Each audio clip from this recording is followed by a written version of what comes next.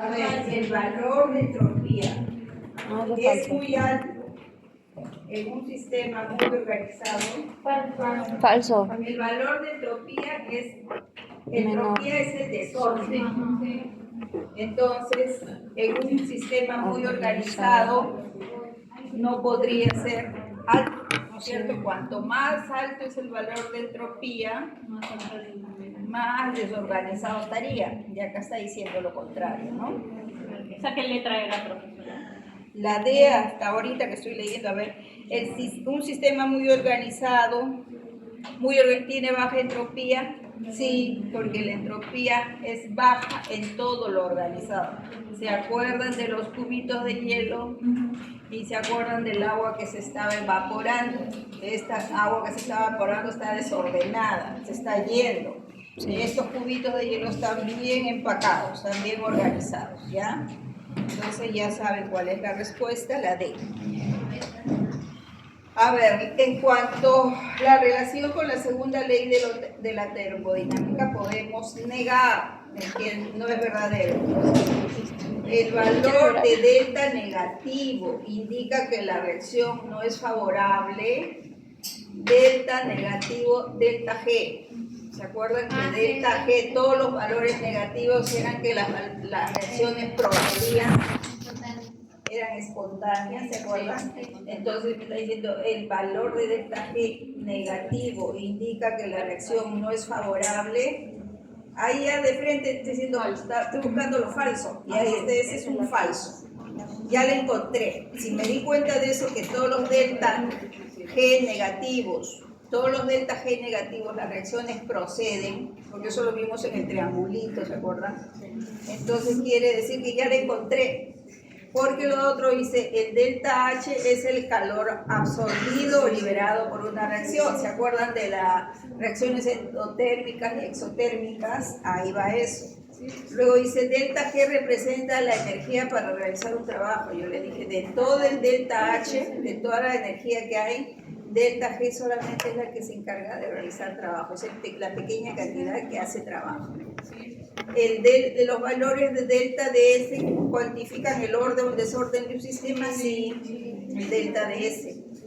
Y los valores de delta H indican si la reacción es endergónica o endotérmica y exotérmica. Eso es verdad, porque justamente vimos que algunas eran exo y otras eran endo. No les puse como bien valores, pero sí para que ustedes deduzcan de lo que nosotros habíamos puesto. Sobre las enzimas podemos afirmar excepto también. ¿Disminuyen la energía de activación en las reacciones que participan? Sí, porque se acuerdan que había una gráfica que yo le decía, esta energía se necesita y si yo le pongo la enzima se necesita menos. Entonces disminuyen la energía de activación. ¿Son proteínas que se desnaturalizan por las temperaturas altas? Verdadero, sí es verdadero eso. Aceleran la velocidad de reacciones enzimáticas que catalizan, sí aceleran, porque cuando ellas no están, las reacciones son, ¿hasta cuándo será? La unión con su sustrato, modelo, llave, cerradura, ¿a quién pertenece? A Gosling. Sí. A Fischer. Fischer. Llave, cerradura, Fischer, ajuste inducido, Kochler.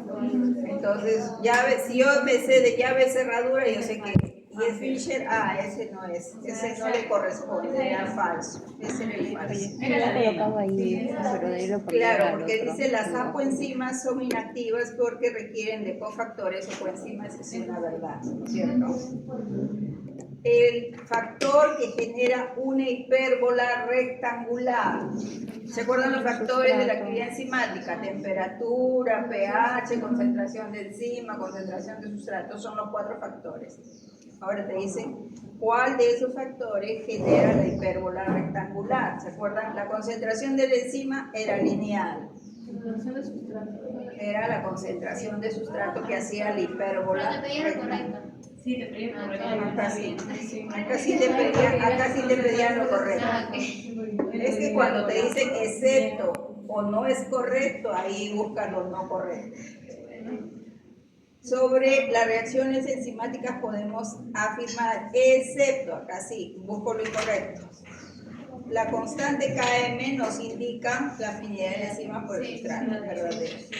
Cuando la enzima alcanza su Vmax se encuentra saturada de sustrato, verdadero. Las enzimas alostéricas presentan cooperatividad. ¿Se acuerdan las alostéricas? Por cooperatividad. La gráfica de enzima alostérica es una curva sigmoidal, si se acuerdan, una S. Las enzimas alostéricas son las que tienen solo estructura terciaria, falso, porque estas tienen cuaternaria, más bien son las únicas que tienen cuaternaria.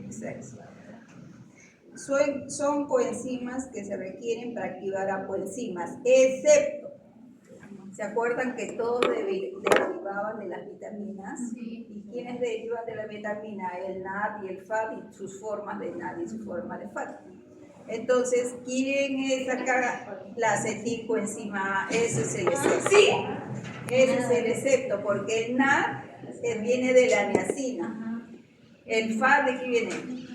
De la flavina, que es otra vitamina del complejo B. Entonces, esos dos vienen de vitaminas. En cambio, la acetilcoenzima A viene de transformación del piruvato en acetilcoenzima A, que hasta ese punto nos habíamos quedado en las clases. Los GLU4 son proteínas transportadoras de glucosa a los tejidos blancos. Hay el tejido que no corresponde, es decir, aquel que no es blanco de la insulina con el GLU4. Esa es la pareja que trabaja, ¿no? Entonces, el adiposo, ahí entra todo el exceso de glucosa. Muscular, también entra. Hepático, también entra. ¿Se acuerdan que yo les dije? Primero entra al muscular, al adiposo, y lo que sobra al hepático. Por eso surge el hígado graso. ¿Se acuerdan que les dije? Y el pancreático, ese es el que no corresponde. Por dudar de mis conocimientos. Hay el tejido que no corresponde a esta relación de GLU4 como proteína transportadora, el pancreático. Marque verdadero o falso sobre los transportadores SGLT. ¿Realizan con transporte sodio-glucosa? Sí, porque se acuerdan que les dije entran los dos. Entonces es un cotransporte, seguro lo vieron en biología. ¿El SGLT1 se encuentra en el intestino delgado? Sí, porque es el que absorbe más glucosa. El SGLT1 participa en la reabsorción de glucosa a nivel renal, también está, ¿se acuerdan? Les decía, no podemos orinar glucosa, el umbral renal, que seguro el otro grupo también en la práctica se lo han dicho, el umbral renal es 180 miligramos. Si pasamos de esa cantidad ya no se puede reabsorber la glucosa y empezamos a orinar glucosa. Y eso también lo dice en la guía de práctica, si la profesora no lo ha dicho, eso también lo decía en la guía y también les explicamos que la reabsorción de glucosa se realiza a nivel renal gracias al SGLT1. El SGLT1 no es importante en la reabsorción de glucosa en el enterocito, no es importante. Falso, ese es importante porque si no no va a entrar glucosa al enterocito. Hay la enzima que no corresponde a las oligosacaridasas. ¿Quiénes son las oligosacaridasas? Las que están sobre el enterocito, las que van a partir los últimos carbohidratos que llegan. ¿Quiénes van a estar? Las maltasas. ¿Qué más? Las dextrinasas, las sacarasas. Las amilasas no, porque la amilasa la tenemos acá y no termina de partir.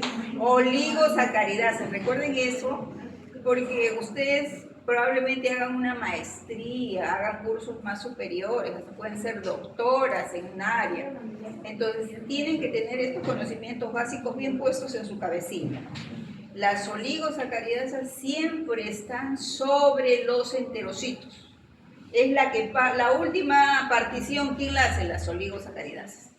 Porque como ustedes han visto, las amilasas no parten hasta glucosa, dejan maltosas, maltotriosas y dextrinas. Eso es lo principal, que por ahí se libera una glucosa o dos glucosas, es bien poquito. Pero nosotros hemos comido un montón de carbohidratos que tenemos bastante maltosas, bastante dextrinas, bastante maltotriosas. esos azúcares reductores que conocimos. Esos, entonces las oligosacaridasas son las que terminan haciendo esa ruptura. Acá, la glucólisis se caracteriza, excepto, ¿se requiere glucosa para la glucólisis? Sí. ¿Se forman dos piruvatos de una glucosa? Otro, ¿ocurre en la mitocondria? No, la glucólisis ocurre en el citosol, en el citoplasma. Entonces ahí encontré el excepto. Justo me decían el excepto. Ok. Luego, la glucólisis requiere, recuerdan que le decía, siempre en nuestros tejidos tiene que ver un poquito de la vía anaeróbica para que me produzca NAD+, porque eso enriquece la glucólisis. La glucólisis no funciona si no hay NAD+, no NADH, sino NAD+. Entonces ahí, ¿qué tenían que poner? NAD+, nada más. ¿Qué letra era? La La es el NAD+.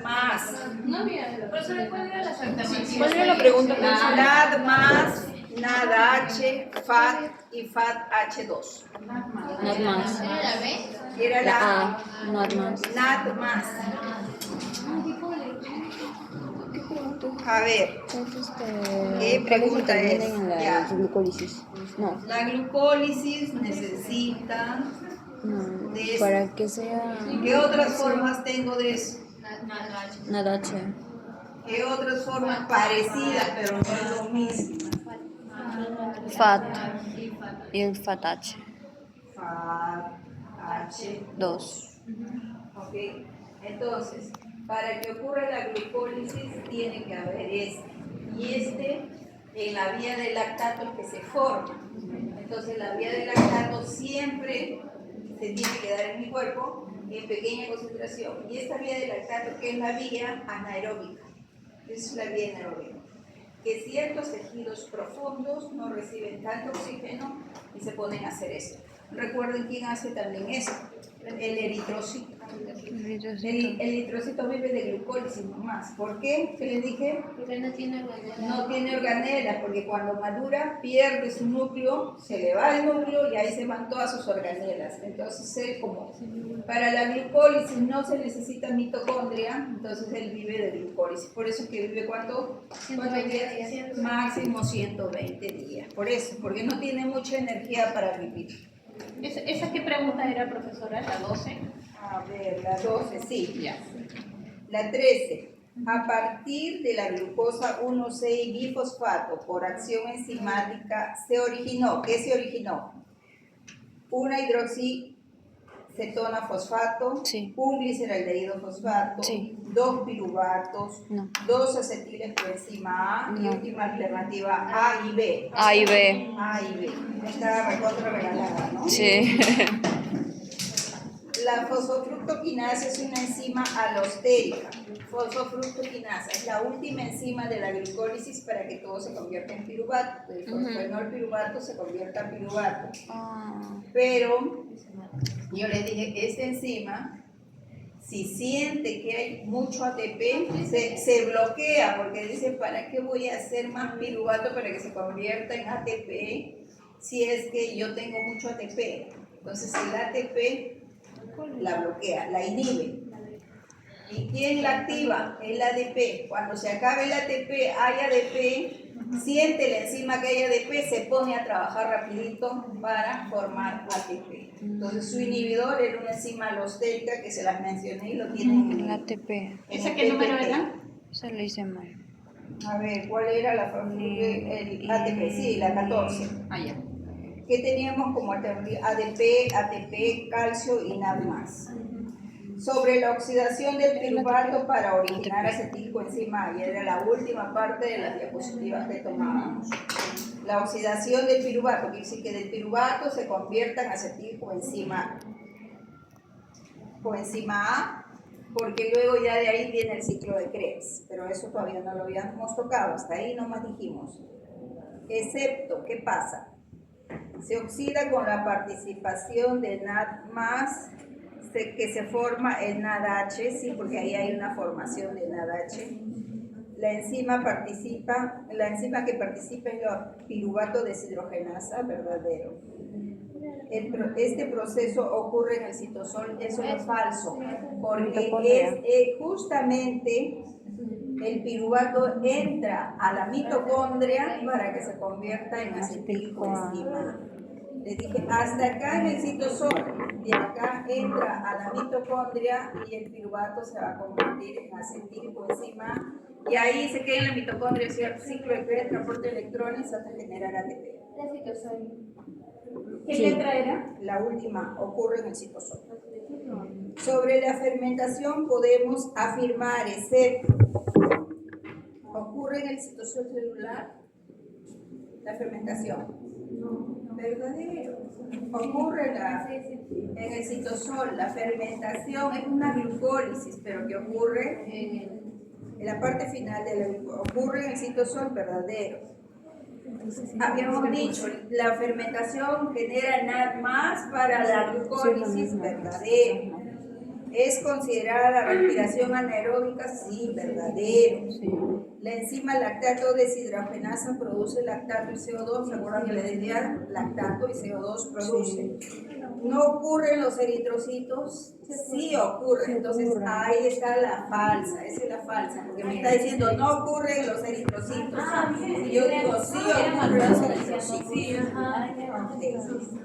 Sí, como decía no y decía no, y decía Ya. Relaciona glucólisis. Glucólisis, ¿qué cosa era? Catabolismo de la glucosa. Glucogenólisis. Glucogenólisis, ¿qué cosa era? Degradación de glucógeno. Gluconeogénesis, ¿qué cosa era? Formación de glucosa a partir de nuevas moléculas. ¿Qué era? Glucogénesis, formación de glucógeno. Eso era lo ultimito que habíamos visto. Entonces, yo creo que no han debido salir mal. Si han debido de repente por ahí, no han llegado a 20, porque la idea era que saquen 20, es porque no, como que no se hallaban con este tipo de examen, buscarlo, el error, buscar el acierto, el excepto, entonces, pero ya saben cómo son los exámenes, porque la otra forma sería ponerles fórmulas y ahí sí ya la complico más. Entonces la idea no es que ustedes se aprendan la fórmula, sino que de todo lo que han aprendido, razonen, piensen y saquen la respuesta, ¿ya? Yo espero que hayan salido bien y si no han salido bien en este examen, no tiren la toalla porque todavía faltan 2 exámenes más, faltan los prácticos, los seminarios, los informes, bastantes cosas que hacer. Así que no tiren la toalla si han salido mal en este examen. Ahora creo que este examen, este primer examen yo lo promedio, me parece, si no me recuerdo mal, con los informes, entonces de todas maneras se eleva, se va a salir un poco más, ¿ya?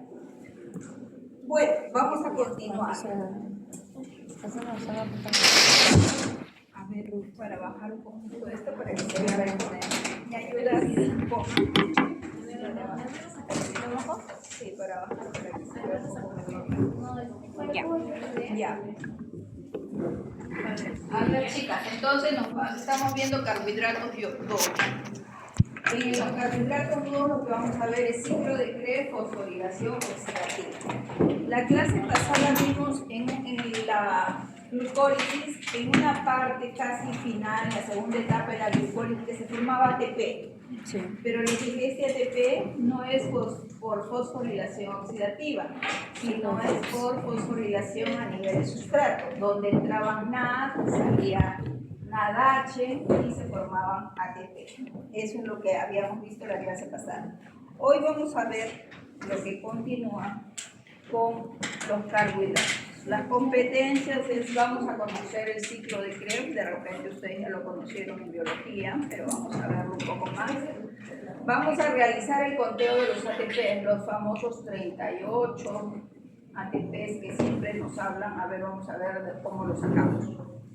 y vamos a valorar la importancia de la fosforilación oxidativa en la síntesis de ATP.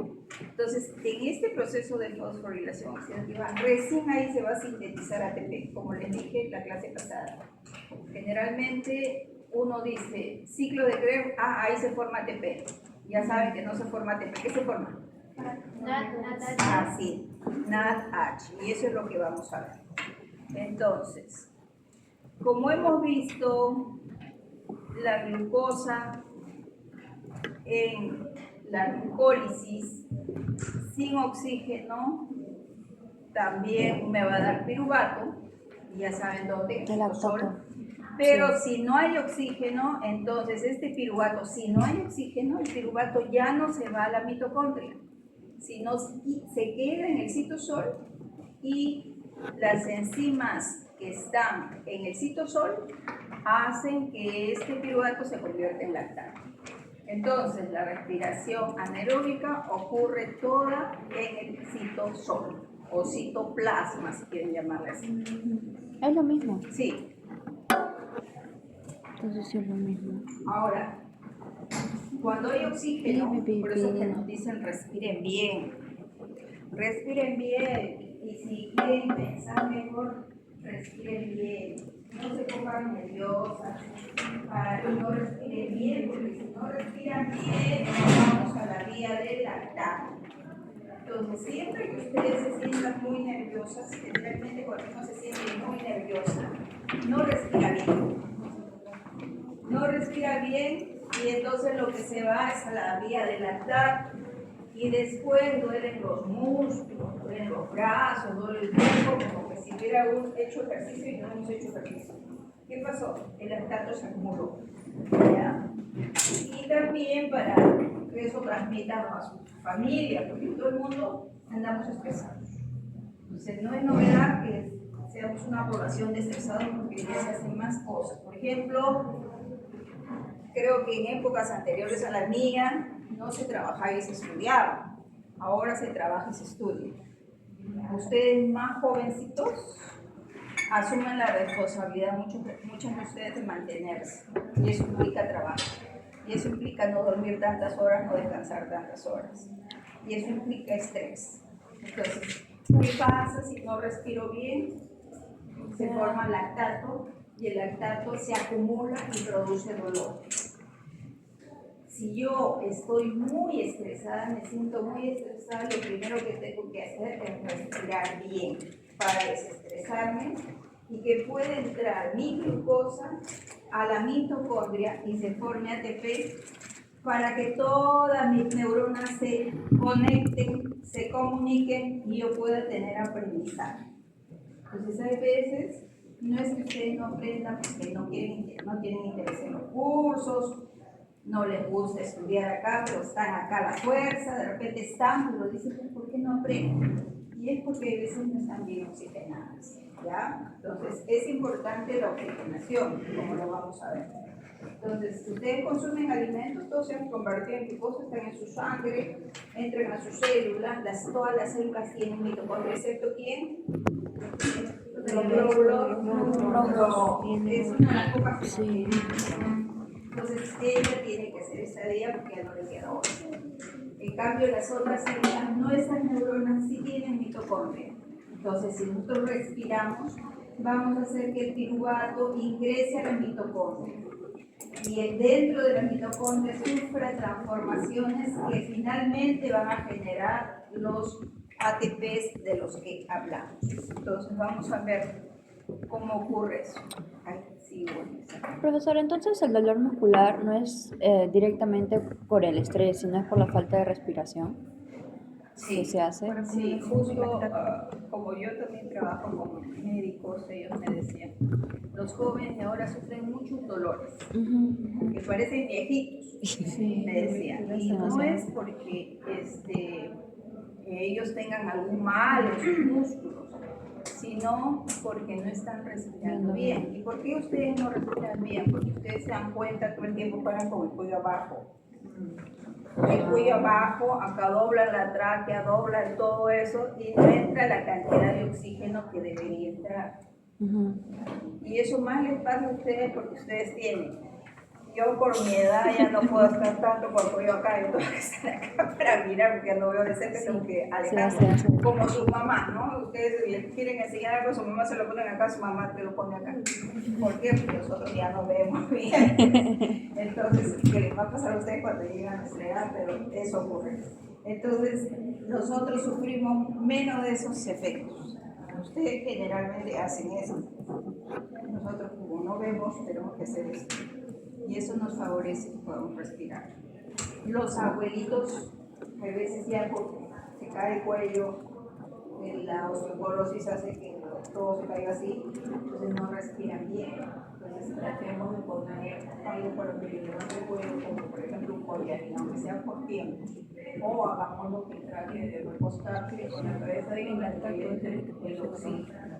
Porque cuando no hay Falta de oxígeno. nos vamos a quedar en Creo, todo que eso vaya, y oxígeno. se va a adaptar. Y en vez de el abuelito sentirse mejor, va a sentirse más adolorido. Ahora, otra forma de sentir menos dolor, en el caso de ustedes también, es haciendo ejercicio. Porque el ejercicio estimula para que como el ejercicio es un esfuerzo, entonces nuestro cuerpo produce antiinflamatorios, produce corticoides. Él produce solo para protegerse de todos los dolores que le pueda causar. Entonces, eso que le llaman las endorfinas se empiezan a liberar y eso hace que tú sientas menos dolor.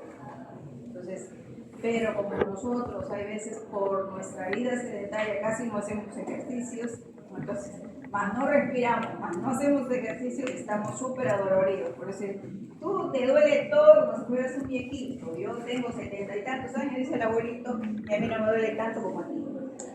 Entonces, ¿por qué? Porque ustedes tienen otro tipo de vida diferente al que hemos llevado nosotros.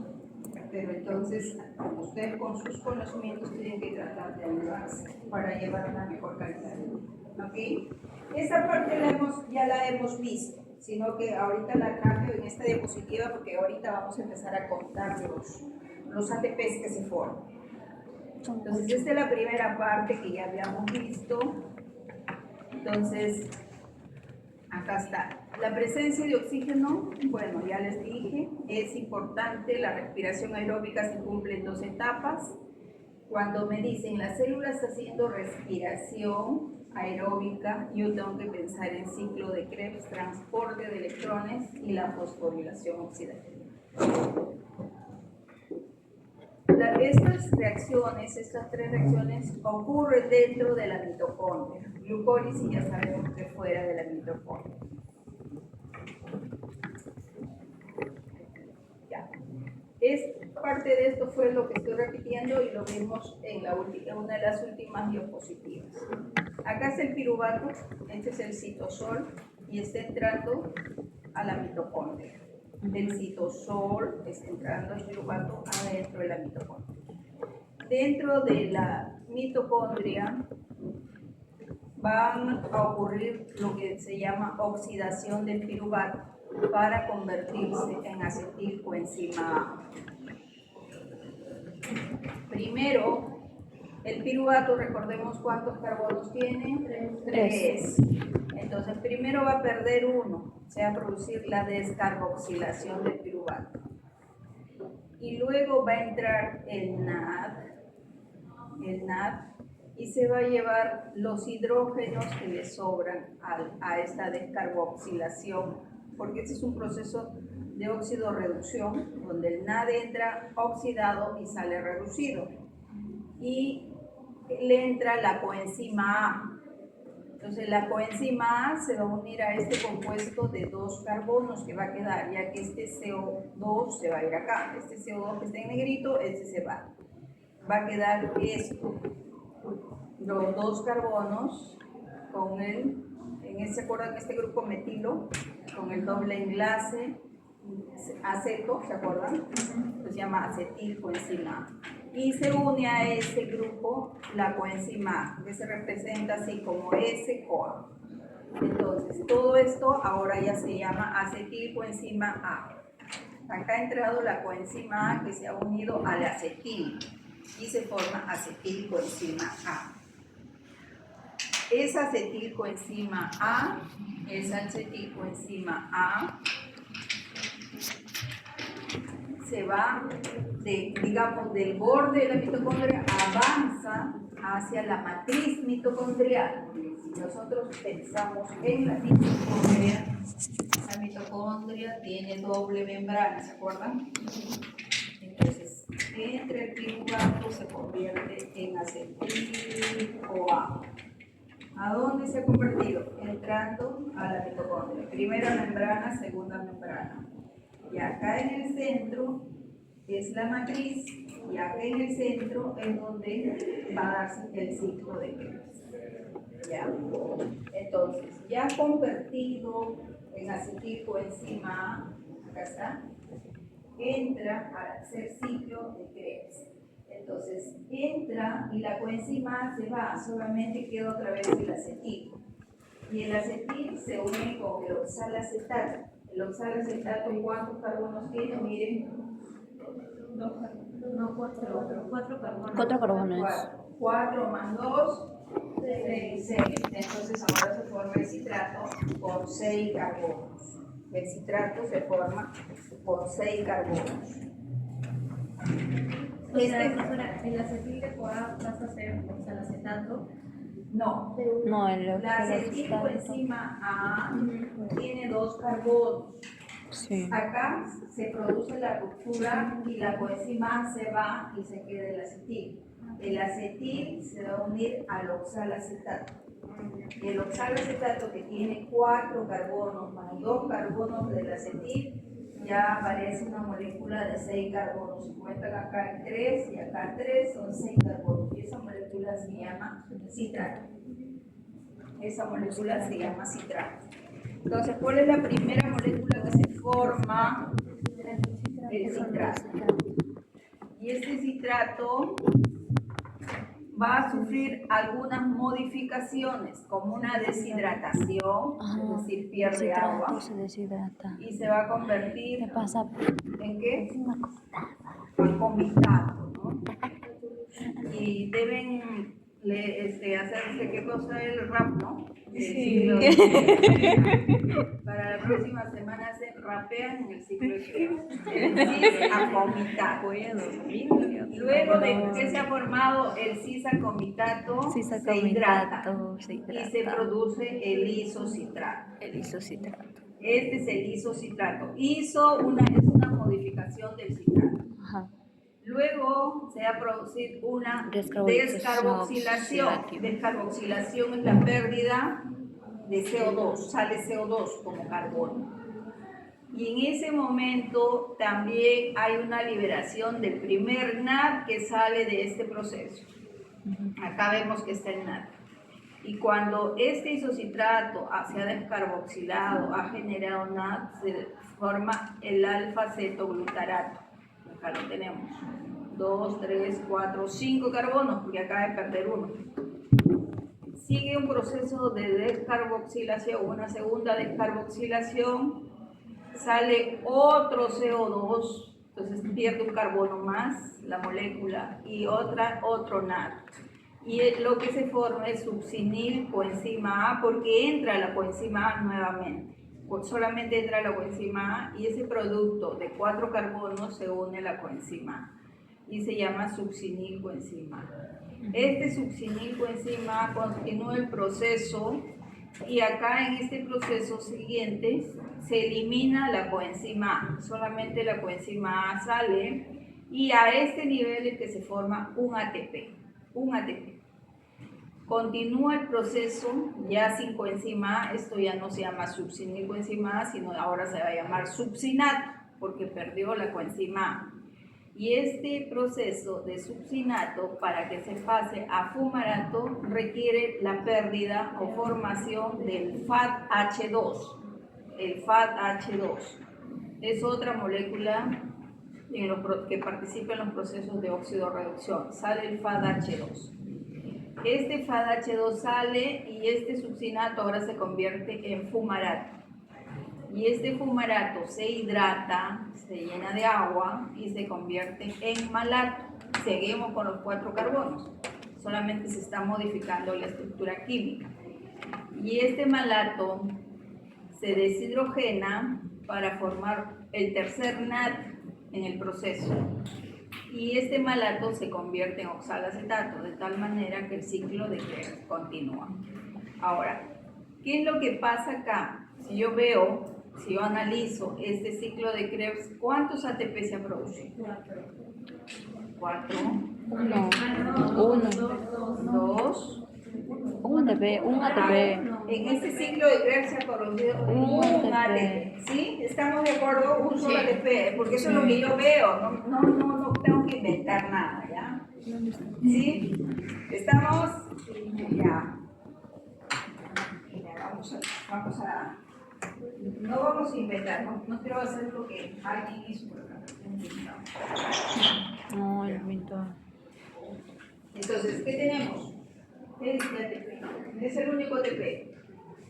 ¿Qué más he visto que ha salido? Ha salido una, este es el 1, 2, este es el 2, 3. este es el 3 y este es el 4. Ok. Entonces, el proceso que viene luego va a ser posible que estas moléculas generen ATP. Ahora, luego vamos a ver cómo lo generan, ¿ya? Entonces, ¿qué dice la literatura? Dice que un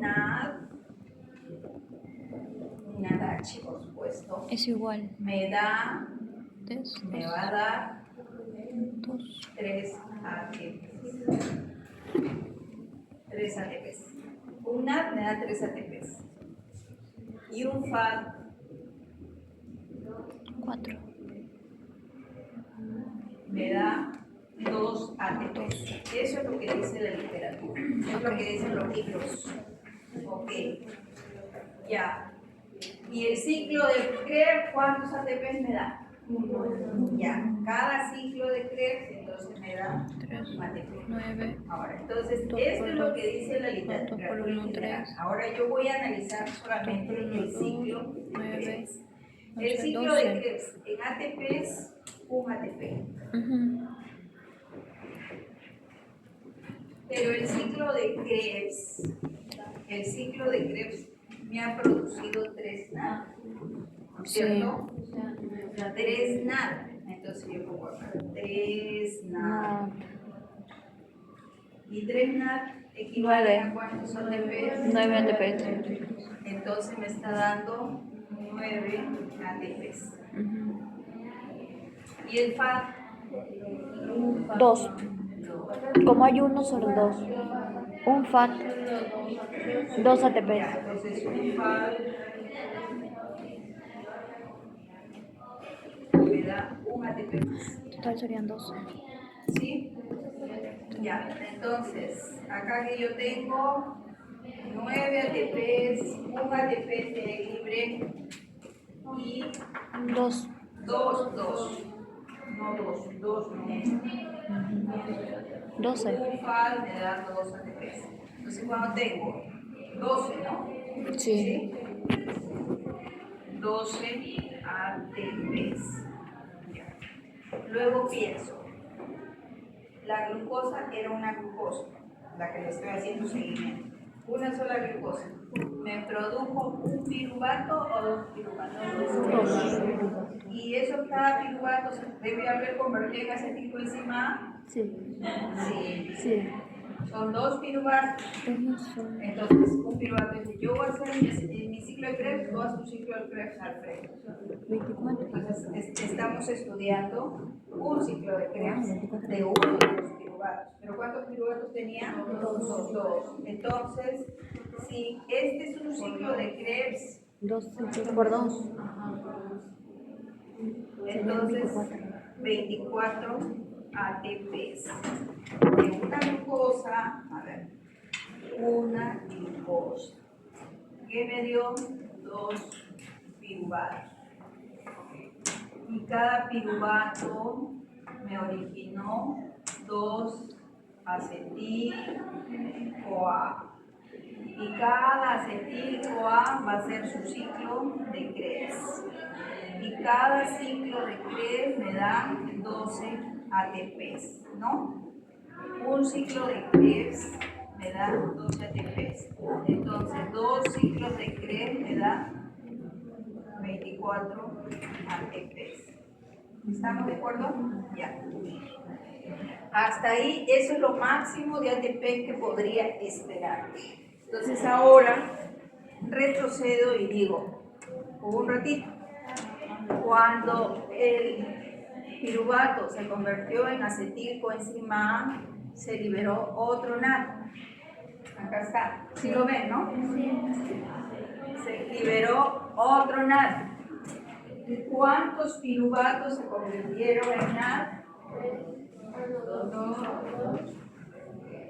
Dos piruvatos se van a convertir en acetil-CoA, ¿no es cierto? Estamos en la otra etapa. Hasta acá ya realizamos la parte del ciclo breve.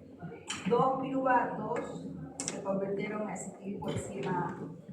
Y en este proceso de la conversión, por cada piruvato hubo una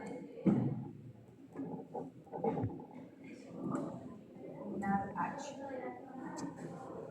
NAD H, ¿sí?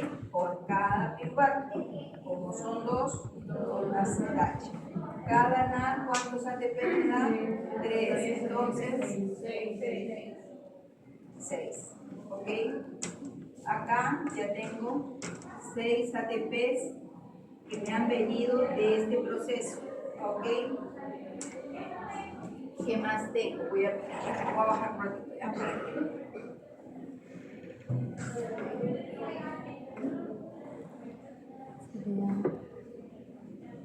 Durante la glucólisis me gasté los ATP, ¿se acuerdan que dijimos invertido? ¿Cuántos invertí? ¿Se acuerdan que invertí 4? Gané 2 ATP, eso se lo vimos la semana pasada. Sí. Ya, acá, y acá gané, ya, y total que finalmente, ¿por qué digo que gané 4? Porque recuerden que cada glicaldehído fosfato se puede convertir en hidroxicetona fosfato, pero son interconvertibles, y desde acá es que ya yo me doy cuenta que van a venir 2, ¿no? ¿Sí? ¿Están de acuerdo o no están de acuerdo? Díganme quién no se acuerda. Una glucosa. A ver si ven esa acuerdo lo que se enseña.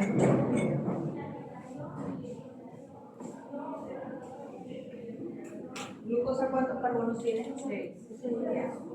Entonces, una glucosa. Porque eso es lo que, miren, después de todo este proceso enzimático, lo que va a ocurrir es lo siguiente. Cuentas 1, 2 y 3 partido en 2. Uno va a ser glicaldehído y el otro es hidroxicetona fosfato. Pero yo les decía, ambos tienen 3 carbonos. Pero si mi cuerpo necesita ATP, entonces todos se van a glicaldehído 3-fosfato. Si yo he comido mucho carbohidrato y ya mi cuerpo no va a querer formar glucosa, no estábamos diciendo, el ATP bloquea las enzimas. Entonces, ¿qué va a pasar con esto que ya se estaba dando? Pues se va a la vía hidroxicetona fosfato y se convierte en líquido. Esa es la ruta. ¿Ya? Pero cuando aparece glicaldehído, cuando los dos han partido, que uno era hidroxicetona fosfato y el otro glicaldehído, pero los dos se convierten en glicaldehído, quiere decir que la ruta es para formar ATP.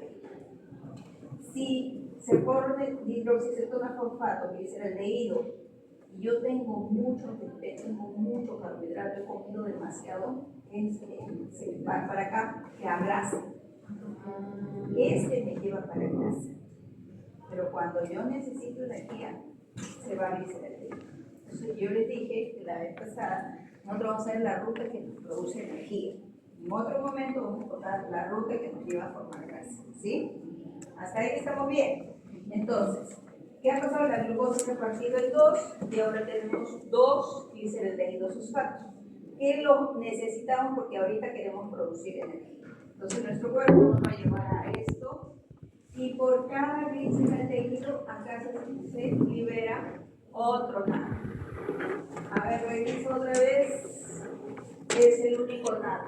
Pero ¿cuántos NAD por 2, ¿se acuerdan que cada que sea aldehído va a ser esta ruta? Entonces acá vamos a tener 2 NAD de glucólisis. 2 NAD de glucólisis, ¿qué significa? 6 ATP. 6 ATP más. ¿Se acuerdan de la ganancia neta de ATP que habíamos tenido en glucólisis con los ATP GM del eritrocito? 2 ATPs. Entonces el eritrocito por glucólisis o cualquier celular por glucólisis vive con 2 ATPs. Entonces, ¿qué tenemos? 24. ¿Sí? 6 que vienen de acá de la conversión de piruvato a acetilcoenzima A. ¿Sí? 6 que vienen de la glucólisis, ya tendrían 36. Y los 2 ATPs que vienen así ya formados como ATP, 38. Ahí salieron los 38 de ellos. Que tanto nos siempre nos dicen 38. Pero hay libros que nos dicen de 36 a 38, o algunos dicen de 34 a 38 ATP. ¿Por qué esa variación? Si yo estoy sumando, me va a salir 38. ¿Sí entendieron de dónde salen los 38? ¿No? Ya. Entonces, porque en la glucólisis se forma este NAD que tendría que entrar a la mitocondria para que, porque lo que necesitamos es esto, que esté dentro de la mitocondria para que se produzca ATP. Pero resulta que hay veces, como la mitocondria no deja entrar a esto, entonces nuestro organismo se vale de estrategias para hacer llegar esta molécula dentro de la mitocondria. Y esas estrategias hay veces permiten que entre y hay veces permiten que entre y produzca menos ATP. ¿Ok? Por eso es las variaciones. Si todo el proceso se da como estamos viendo, debe haber 38. Puede haber 36, sí, si el proceso falla o la alternativa que elige nuestro cuerpo no favorece a que entre así tal cual. Si el proceso se da así tan eficiente y entran todos estos NAD que antes están, porque recuerden esto está en el citosol, ciclo de Krebs dentro de la mitocondria. Entonces ese NAD tendría que estar acá adentro para que me ayude a que se entre ahorita lo que vamos a ver, el transporte de electrones. Ya, entonces eso es lo que esperamos, los 38 ATPs. Ya, seguimos. ¿Me entendieron, no? Ya. Ese conteo que acabamos de hacer, ese conteo es el que está acá. Ese es el cuadro resumen de ese conteo. Pero vamos a entrar acá. El ciclo de Krebs es este. Allá a ustedes ya les conté que el NAD y todo eso, y el FAD y todo eso ya lo sabemos. Miren, acá en estos bordes de la membrana interna, a lo que se llama las crestas mitocondriales, hay unas proteínas. Y estas proteínas se llaman complejos enzimáticos. Principalmente tenemos 4 complejos enzimáticos que están acá. Complejo 1, complejo 2, complejo 3, complejo 4. Y esta proteína final se llama ATP sintasa. ¿Dónde están?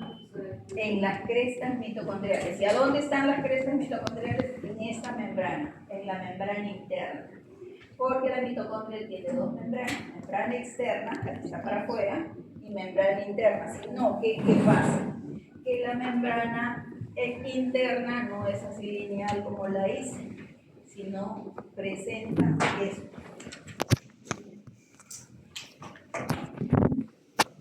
Lo que le llaman crestas mitocondriales. Y dentro de estas crestas mitocondriales se ubican los complejos enzimáticos. Entonces, complejo 1, complejo 2, complejo 3 y complejo 4. Y este es ATP sintasa. ¿Qué es ATP sintasa? Es la enzima que sintetiza el ATP. Ella está ahí, junto a los complejos, porque ella está esperando que los complejos le den lo necesario para que ella pueda sintetizar el ATP. Entonces, esta es una proteína que está también ahí y la vemos acá. Entonces, este complejo 1 se llama NAD-deshidrogenasa. ¿Por qué se llama NAD-deshidrogenasa? Porque por acá entre el NAD que se ha formado en todos los procesos y que decimos que se van a convertir en ATP, estos NAD llegan acá, por eso se llama NAD-deshidrogenasa. Porque el NAD lo que hace es deja sus hidrógenos por acá. Ese segundo complejo se llama succinato deshidrogenasa. Por este segundo complejo es que entra el FAD. Entonces el FAD no entra por el primer complejo, el FAD entra de frente por el segundo complejo enzimático. El tercer complejo es donde continúa el transporte de electrones, el cuarto complejo y la ATP sintasa que está al costado, que vamos a ver qué hace. Estos amarillos se llama coenzima Q, ubiquinona, que ustedes seguro no han escuchado. La crema tiene coenzima Q, consuman tal cosa porque tiene coenzima Q. ¿No han escuchado? No. Existe. Citocromo BC. ¿Qué son esos? Son unas pequeñas proteínas que hacen de como el alimentador de los buses. Es decir, cargan de acá y llevan para acá. Y traen de acá y llevan para acá. Son transportadoras. Son moléculas pequeñas transportadoras. ¿Ya? No cualquier cosa, ahorita les explico qué transporta. Pásenme la cáscara de la manzana para transportarla, no, eso no hace. Ya, entonces hasta ahí sí estamos. Ya, entonces las proteínas. El NAD viene y deja sus electrones, acá recuerdan los electrones, protones, neutrones, electrones, deja sus electrones y los hidrógenos aún quedan acá. Entonces, como no solamente este NAD es el único que viene, sino que todos vienen a dejar sus electrones a esta primera proteína, entonces se empiezan a juntar acá los hidrógenos, porque deja los electrones, y recuerden, los hidrógenos más nos representan como protones, ¿no es cierto? ¿Se acuerdan en química? Entonces los hidrógenos se quedan y los electrones se van acá. Esta molécula, recuerden química, la molécula está quieta, está tranquila, protones, neutrones, electrones, toda neutra, y en eso, ¡pum!, le viene un choque de electrones, dos electrones. Hemos dicho que la molécula cuando recibe electrones, ¿qué le pasa? Se excita, ¿se acuerdan que yo decía? Se llama excitación porque de pronto le llegó una carga, como que le pasó corriente. Entonces la molécula se desestabiliza. Y esa desestabilización que ya estaba así bien tiesita ahí, se desestabiliza y aprovecha y 4 protones se meten para acá adentro. ¿A dónde se están metiendo? Al espacio intermembranoso. Acá se están metiendo. ¿Clase ya terminamos? Sí. Ay, me olvidé. 3 minutos. Ahorita. Sí. Salimos, chicos. Sí. Nos vemos la próxima.